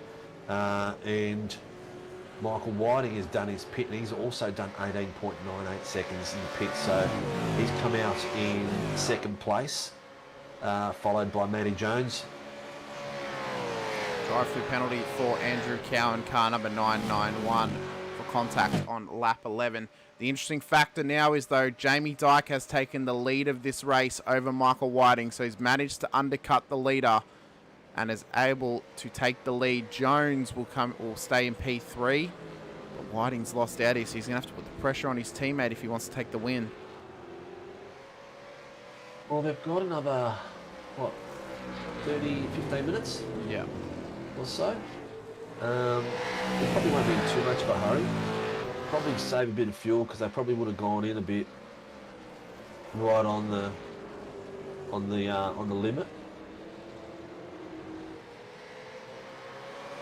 Ty Delaney's had a moment just quickly here, Steve. It's coming up towards the bus stop with Vlasbul, and this is the battle for the lead in the AM class. Oh, and they've tried to go too wide.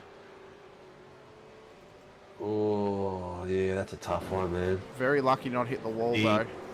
Yeah, the incident that the view want to see is the other side, the other angle. That's where you can see the contact and everything. But yeah, it's a tough one, man. Joe Mahoney. Joe, what?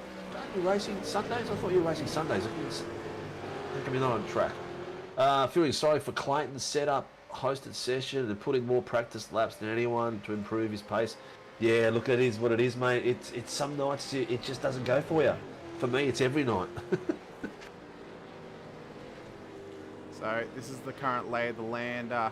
Clayton is in the pits and out of this race, as well as Miles Burgess. Jason Douglas is still in the pits, and he's 4 or 5 laps down, so I believe he may be out of it. Harry Dodds is the last driver in the field to be circulating right now for Frog Leap Juice Racing, currently in P14, just behind Andrew Cowan there. And you can see the battle ensuing already. Even though it's only the minors, these guys are still racing hard and having a good little battle. Sam Noble up into down in P12 at the moment, just following him behind Ed Hayden for PSR.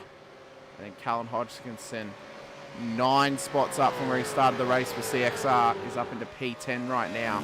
Daniel Clutterbuck is up 4 spots into P9, so he's doing pretty well for TMX. Chris Miller is down 3 spots into P8 for Fishy Motorsports, just in behind Travis Daly. Ty Delaney, his teammate, P6 at the moment. Zachary Vlasblom has now found his way into the top 5 for Alpha Venturi Racing as racing control. Temporary, because he's got to drive with the contact on that last stop with Ty. So this will now allow Ty Delaney to take back P5.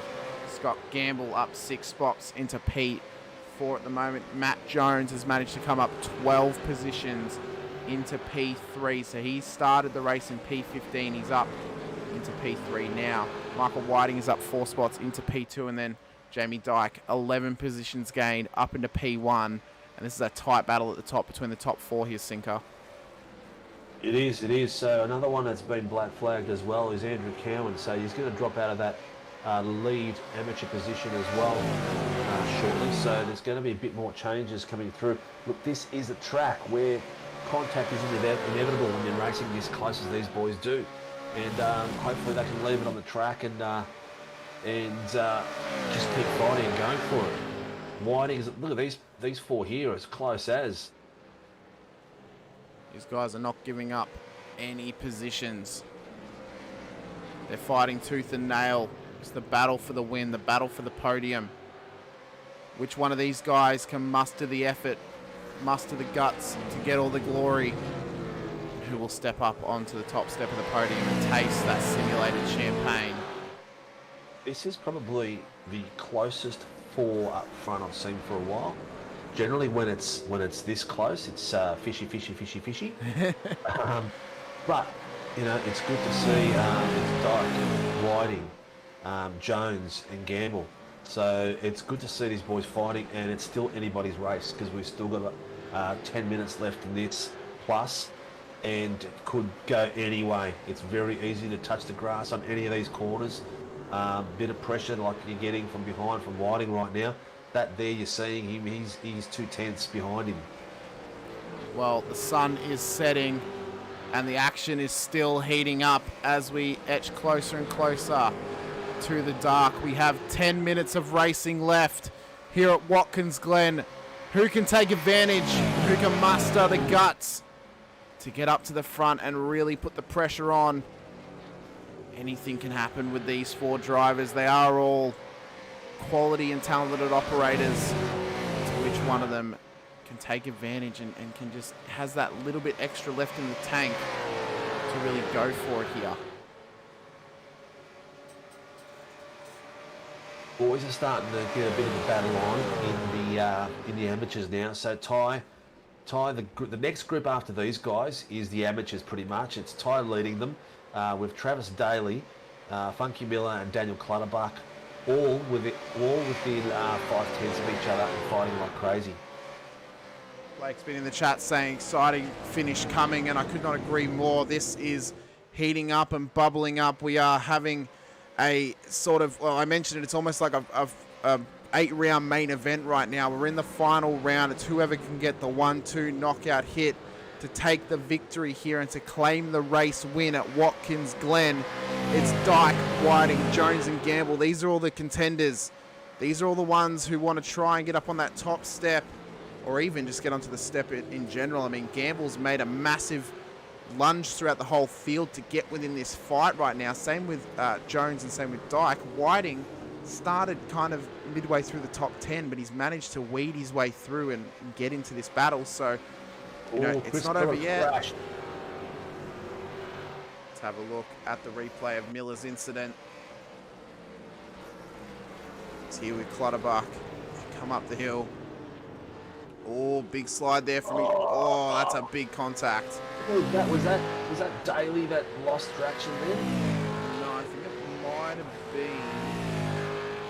It wasn't Hayden, was it? I think it might have been. That really cost Miller. He was the pro amongst the AMs then. Now it's just got himself out to Ty Delaney's got himself a nice gap now. Travis Daly, Ty's got 4 seconds on Travis Daly, followed by Zachary Vlasbaum and the amateurs behind him. So he's got himself a good gap for top spot. So the top fighting at the front of the pitch, front of the fighting at the front of the field right now. The fighting at the front of the track that you're seeing right now, you've just got Whiting has just made himself a pass out of Dyke. So I don't know, we missed that move, but I think that was because of the action in the back end as well. But the boys and the amateurs are doing just as much fighting as these guys are. It's crazy. I have to wonder if there might have been some team orders there from Whiting on Dyke to say, oh, let me win. I was leading the whole way up until the pit stops. But maybe there's a bit of team play here as well. We missed 2 passes, mate. We missed Dyke and Whiting, and we missed Gamble on Matty Jones. So Matty Jones has lost a little bit of pace in these last few laps. His lap time, actually his last lap was 1:46. So his best lap is a 1:45. So I'm not sure if maybe he's burnt his tyres out a bit from all the pressure early on. But that was a fairly easy pass there. It was an easy pass for both of them. I mean, we caught the back end of the Whiting pass just before, but you could kind of see they're almost like synchronized swimmers in a way. Both Gamble and Whiting moved out to the inside, got past, and then got it done pretty much at the entry of the corner. So it was good to see, and these guys will continue fighting all the way until the checkered flag flies. 7 minutes to go. 7 minutes to go, and something's going on there. Matty Jones is either not happy with himself or happy with how the night's going. He's down a 1 second gap. He's backed off, or maybe he's fuel saving. I don't know. But the boys in front, Dyke is 0.2 on Michael, and Gamble is 0.27. Maybe he's waiting for his tyres to cool down, and he's going to have another attack shortly. Well, he knows he's got time in hand. 6.5 minutes. We could very well get to the full 23 laps in this one. He just wants to keep the pressure on him. That's the name of the game sometimes. You just sit in the mirror for long enough, someone makes a mistake or they leave the door open and you can take advantage. But time is ticking and it's whether Gamble wants to go for a lunge or whether he's happy with P3. You see him just almost trying to pull the dummy there, trying to make Dyke make a mistake. But these guys are all quality operators and they know the tricks of the trade and the name of the game, and they just want to continue fighting all the way to the end. Oh, a bit of a wiggle there from Gamble mid-corner. He's got himself a gap of 6 seconds and growing. So he's got that little bit more pace than Travis. But their laps aren't that different. You know, Ty's only, last lap, he's only 5/10 faster. And they're both of them have got a 1:46.7 as their fastest lap. So Blake in the chat as well, I think he's answering when if I asked before if there was a bit of team orders there from Whiting, saying absolutely. So Whiting would have called Jamie's engineer and said, move him now, I will win and Jamie will follow. So bit of inside line there from Blake. He's taking the piss, mate, taking the piss. I just realised that Travis Daly is slowed down. That's because he's got pressure behind him by Daniel Clutterbuck. And Clutterbuck is right on his tail with 0.2, so he's putting that pressure on, which is giving Ty all this extra space to fight and go for the podium of the amateurs on a Sunday night. He is also missing his bonnet, his boot and rear wing, so he's rocking around in a Mustang V8 Ute right now, but he's under pressure from Clutterbuck in behind. He's going to force him to go the long way around. It's whether he can get it done before the corner. And through the bus stop. A smart play by Clutterbuck there to not force it as too wide. He left a bit of time to turn in. I thought he was going to lose it then. But here's Ty Delaney rocking around at the bottom of the top 5. But he's done so well today. Started out of P4, has only lost one spot, but I mean he's lost it to the top 4 drivers who've been in conversation all day. In Matty Jones, Scott Gamble, Jamie Dyke and Michael Whiting. So yeah. It's still something to be incredibly proud of, to be at the lead of the amateurs and to be within the top 5. It's a great showing from him. Yeah, 100%. It looks like Matty Jones is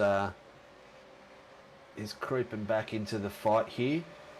Oh, what's going on here? Dykey's gone a bit wide. Why has he opened the door there?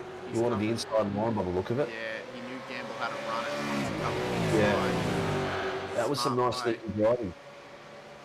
And that's allowed Matty Jones to creep right up on the back of him again. So Matty Jones is down to 1 to 4/10 again. So Matty's come back at him. So it's heating up. We've got 3 minutes to go. 1.5 laps of racing. Or 2.5 laps, I should say, actually. Look at Gamble, though, right up the rear end of Jamie Dyke right now. He is keeping the pressure on him. Whether the pressure gauge will crack or whether it can contain what is coming from behind. Clutterbuck has finally passed Travis Daly.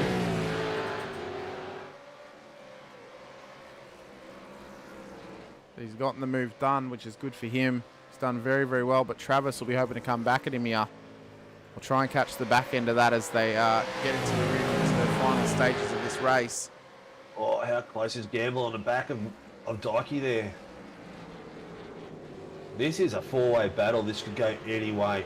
I think Michael's got himself a nice gap there, but this 2nd and 3rd place. What's the track temp at the moment, mate? Has it dropped or has it gone up still? We had it at what, 22 to start with? Yeah, we'll see if we can get it up on the screen. Trying to see if I can see it all the way from here. It's dropped down to 19 degrees, so the temperature has dropped. The car is a bit lighter, tyres are a bit more worn. It's going to be a tough fight to the very end. These boys are back from 1st to 4th, back to 3/10 each. It's crazy how close you can get at the top.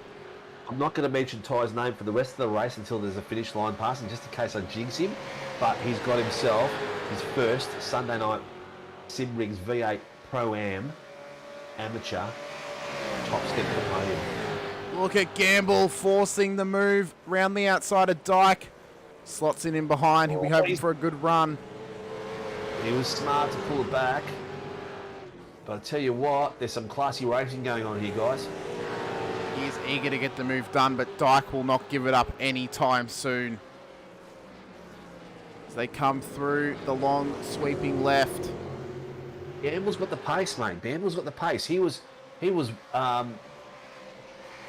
one 1 second, 1 second faster than Dyke around that last lap. You see, No, I mean his fastest lap is 1 second faster. He was only he was actually slower by 2/10 in that last lap. So Dykey's still got the pace there on him. we can see the pressure is coming at all angles right now. Gamble not being able to get past Dyke is allowing Jones to sneak into the battle here. But Jones is not able to contain the pace off the exit of corners, so it's allowing Dyke and Gamble to run away slightly. But these guys are super close to having a bingle. They're doing very, very well not to have it. And you can see how close they are through the final corner. That is too close, man. I'd be too nervous to be that close driving around these corners. White flag lap. White flag. 1 to go. And it is separated by just over 1 second. 1.5 seconds separates the top 4 drivers right now. Second and third is separated by 0.17 of a second. You see that Gamble wanted the inside. Dyke smart to cover. They come through the bus stop. There's some very clever racing going on here, people. The question I've got is I hope these guys have enough fuel to get to the end, because Dyke and Michael Whiting, their pit was only 18.6, 18.9, whereas Gamble and Matty Jones were in the 20s. So have those boys taken on more fuel? Jason Douglas in the chat as well, saying g'day to us. Great to have you in there, Jason. Unfortunately, you weren't able to finish tonight's race. I think maybe the play was because they were in the top 2, they were able to get in the slipstream of each other and just save a little bit of fuel over the start of the second half of this race. So they could be on here for a wild finish. Gamble's only really got, I want to say, 1 spot that he can get it done now. He can't really get a move done at many of these corners that are left. And he's a bit too far away, so he might just be settling. Jason had to go get his dinner. Fair enough. Yep. And Blake's getting all excited that his boy is going to take the first Sunday night top step for the amateurs. Don't worry, Blake, we'll get it on screen. We're just going to watch these boys fight it out to the very end as they come around the final corner and take it from here, Hamish, as they come through the finish line. Michael Whiting from Fishy Motorsports finishes tonight's race out of P1, just ahead of his teammate Jamie Dyke, who only manages to out-race Scott Gamble to the line by 0.15 of a second for P3. Matty Jones will finish tonight's race for P4, but Ty Delaney will come round the final corner and take an inaugural race victory for the amateurs and a top 5 for Fishy Motorsports. An incredible race for him. Daniel Clutterbuck will finish in P6, just ahead of Travis Daly in P7. You see him flashing the lights. Vlasblom, well, he had the pace, but he just couldn't get it done. Finishes out of P8, just ahead of Harry Dodds in P9. Callan Hodgkinson, what a run. Finishes out in P10 with Chris Miller in behind in 11th. Ed Hayden in P12. Andrew Cowan will cross the line in P13. And then Sam Noble will make up the rear of the grid for P14. What a race it was, Sinker. And what a finish we had. Tell you what, any one of those top 4 guys were worthy of the top step tonight. The way they got these guys raced was exceptional. Some of the best racing we've had for a while. I won't say the best, but up there with the best. That was really, really good.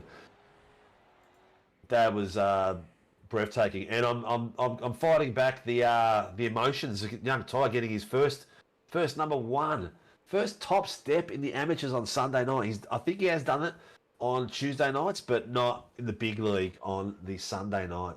Fantastic. So there is our provisional race results. We ran through them all the way to the very end. A big congratulations to Michael Whiting on victory, and a big congratulations to his young teammate in Ty Delaney getting into the top 5 and taking an amateur victory here today. It was wild action all throughout tonight's feature race.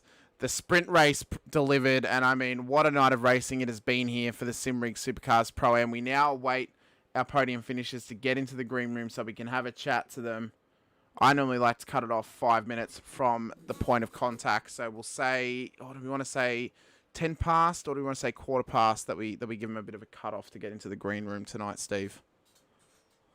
Well, we normally on a Sunday night we do all 3 of them in the room for the first for the amateurs, and all 3 in the podium in the room for the blah blah blah for the podium pros as well. So that way we save some time, but it's going to be a good one. We have got Michael and Scott in there. We'll see if Jamie does join them as well. But I mean, what a race it was. We might as well talk to.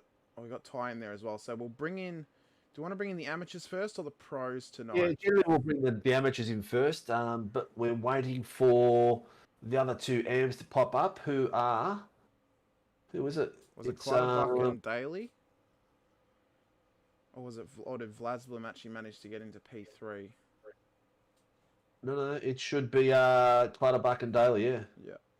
So we'll see if they show up for a nice. Give them a few seconds to compose themselves and get on in. Otherwise, we'll if they don't show up, we'll take young Ty in on his inaugural podium chat, and I think Dad might have a few moments where he's taking a few extra breaths in. I'm a bit lazy. He's probably in there patting him on the back and massaging his shoulders, going, "Well done, son, well done." Well, nonetheless, we'll bring Ty in and we'll have a chat to him. If the other boys don't rock up, then that's them. Ty Delaney, a massive congratulations to you, young man, on a well-deserved amateur victory here tonight and a top 5 finish overall as well. How does that feel, buddy? Oh, yeah, I'm thrilled. Thanks. This is my first ever SRW win, and this is my second. My first ever race was actually at this exact track, and then my second ever race is now my first win, which I'm thrilled about. I'm a little bit flabbergasted because I actually didn't realise how young you were, mate. From the sounds of your voice, you sound like you're probably between the ages of 12 and maybe 15, which just makes me feel absolutely ancient. But, I mean... Hang on. Before we go any further, change the background screen, mate. The people doing burnouts there, I want to see the burnouts on the finish line. Right. But I've got to bump in there because I've been I'm a long-distance admirer of this young fella. Ty, bloody excellent effort, mate. I think your old man will be jumping up and down away from work. And if he hasn't gone on the phone to ring you and congratulate you, I'd say he'd be as pumped as going. He reckons happy birthday, Ty. Is that your birthday? Yeah, it was last week, which, yeah, it's pretty awesome. What an epic week, mate. How are you feeling? Thrilled. So excited that I just got my first win. I was shaking so much on that last 2 to 3 laps. So, mate, will you be showing your buddies tomorrow at school that you took your first win and making them watch the replay, or what? Definitely. Oh, mate, it's the way to go, isn't it? Well, make sure you share it around, mate. Tell them you did it at SRW. Tell them to tell their mum and dad to get them a rig so they can get in as well and have a bit of a race. But we have also got Daniel Clutterbuck and Travis Daly in here as well. Daniel, big congratulations to you on a P2 in amateurs and a P6 overall tonight. You didn't quite have the pace to really get up to to Ty there, but you were in a massive battle with Travis towards the end, weren't you? Yeah, that was great fun towards the end. Probably the best part of the race all night. The sprint race was horrible. I want to forget about that one. And like you said, I just didn't have the pace, so it was good to have some fun. Very good, mate. I mean, Travis and Daniel, how do you guys feel being beaten by a 14-year-old? What can only be described as a child. No problems with that at all. I'm getting used to it now. He's pretty quick tyres, so it's not new that he's beating us all. So no problem at all. Good on him. Yeah, exactly. You're a bit quiet there, Travis. You got your mic on? You're just still panting and trying to regroup yourself. I'm here. All good. Might just turn him up a little bit so we can hear him on the broadcast. Well, Travis, I mean, big congratulations to you on a P3, mate. You did very well, but I mean, we almost saw you get a P2 there, but it was incredibly close. But I mean, you and Daniel had some great battles throughout the race, didn't you? 100%. No, unreal. Like, that's the race with Ty and Daniel. Like, they're great racers, and I have huge respect for them. But no, it was a great race. Good to be back on the podium for amateur and the pro. But looking forward to the next round. Very good, mate. Well, let us know who's giving you support out there. Any of your sponsors, anyone else you want to give a shout out to, you can do so now. No worries. Well, as I said on Tuesday, so Toy Sim, big thanks to Toy Sim, West End Motor Group, Tweedy Finance, Track Racer, Kelly Music, and Night Rider Design for the epic designs, and Talk to Me Bro. Very good, mate. Well, big congratulations to you on your P3. Daniel Clutterbuck, mate, let us know who's giving you that support out there, you know, who might be giving you some sponsorship or even just, giving you a big congratulations on your P2. It's nice and easy for me, just TMX Global. Thanks to the guys for letting me run their logos and, setting me up to do this racing every week. So thanks to TMX. Cheers. Very good, mate. Big congratulations to you. And then, well, the young fella in the field, Ty Delaney, a week since his birthday, takes his first victory in the amateurs and in all of SRW. Big congratulations to you, mate. Let us know who's giving you support. And anyone you might want to give a shout out to, just quietly, you might want to shout out your mates from school because they'll feel really special about that. Yeah, just before I read out the sponsor, I'd just like to thank my team and my dad, who always helped me go as fast as possible and do my best. But with that said, I'd just like to thank West End Motor Group, Parramatta Peugeot Professional, Parramatta Great Wall Haval, West Parramatta Isuzu Ute, DC Shades, Relax, Precision Sim Training, Infinity Designs, Adrenaline Images, Battery Warehouse, MJS Gaming, and most of all, Fishy Motorsports. Very good, buddy. Well, big congratulations to the amateur podium. Thanks for having a chat to us tonight, boys. And, good luck on Tuesday night and good luck next Sunday. Hey, Travis, happy birthday, mate. Thank you. Thanks for that. All right, gents. Get out of here and have some fun and let the adrenaline leave the system. And thanks for putting up a fantastic show. Thanks, guys. Thanks for that, guys. See you later. So we'll drag in Michael Whiting and Scott Gamble. Unfortunately, Jamie Dyke not able to have a chat to us. But big congratulations to both you boys on getting into the podium here tonight. And a big congratulations to Michael as well on your victory. I'll just start with you here, Michael. Was there a bit of team play there with you and Jamie when you took the lead, or was that a genuine pass for the lead, mate? Well, I had fresher tyres, so he sort of let me go anyway. And I started hearing Gamble's times, and I thought, geez, we could be in trouble here. So Jamie says, that's right, I'll play rear gunner. And he did an awesome job. Otherwise, I think Scotty would have got the win.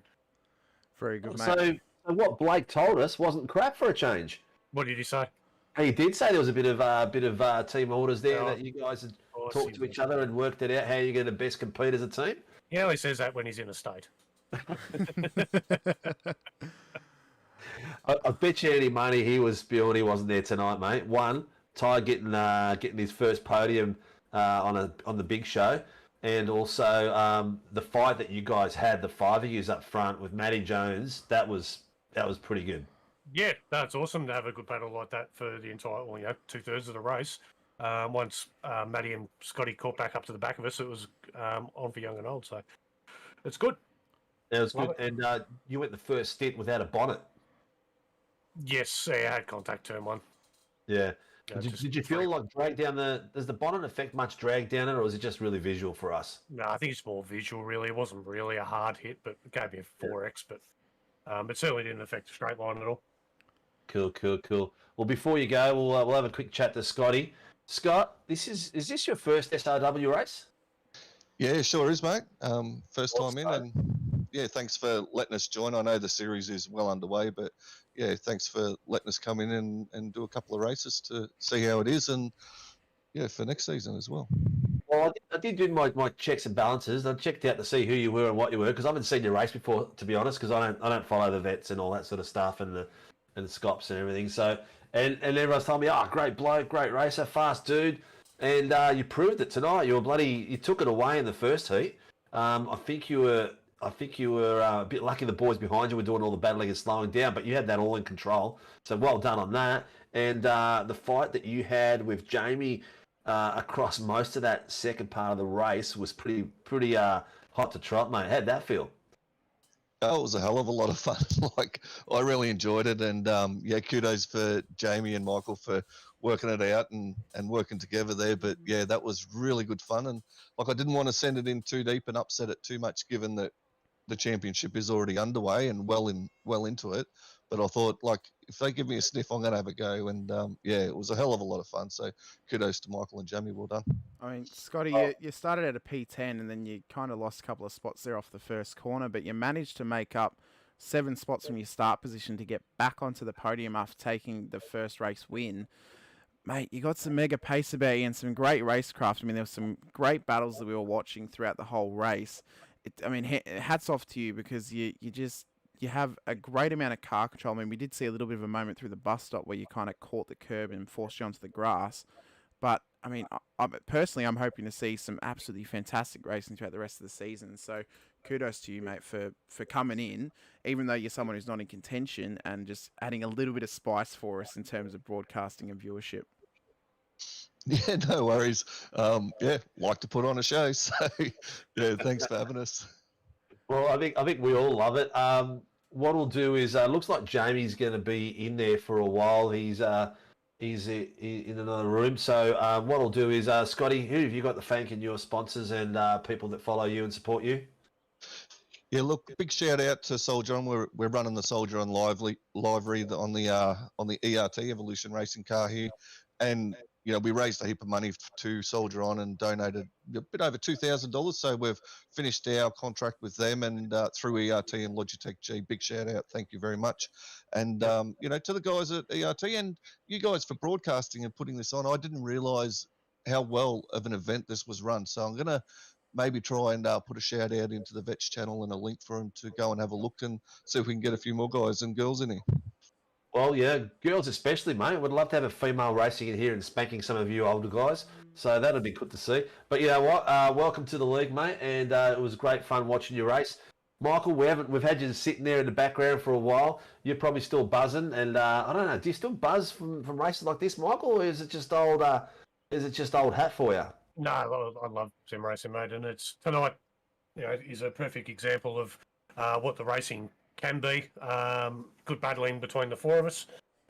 Good to see Ty up there on his first podium as well for the amateur series. So it was his birthday during the week, so big shout out to him. Yeah, no, it's really good. Love it. Love sim racing.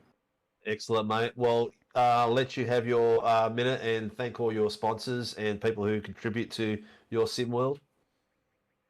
Mate, massive shout out to the family, of course. All the boys at Fishy, our sponsors, DC Shades, West End Motor Group, Batcher Warehouse, Infinity Designs, Precision Sim Training, Adrenaline Images. Yeah, and all the guys at the team for all the support always. Last question for you. Have you got the Fishy tattoo yet? No, not yet. Is it happening? Yeah, it will. It will. It will? I've got a bit going on with family at the moment, so I just got to get some time. That's all right, mate. You know what? Thanks for putting on an amazing show, and good luck for the rest of the season. It's always a pleasure. And maybe we'll have to all these Victorian boys. I'm gonna have to get you all together under one roof and get you to have some fun with us. Because ask Jamie, I'm a laugh a minute.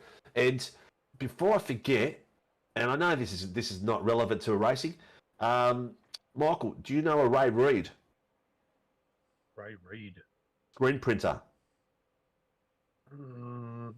Dandenong South. Name rings a bell. Yeah, that's where I met you. I used to run production down there, and I met you one day, and you came down, and I think you were in a Subi, in a white Subi or something.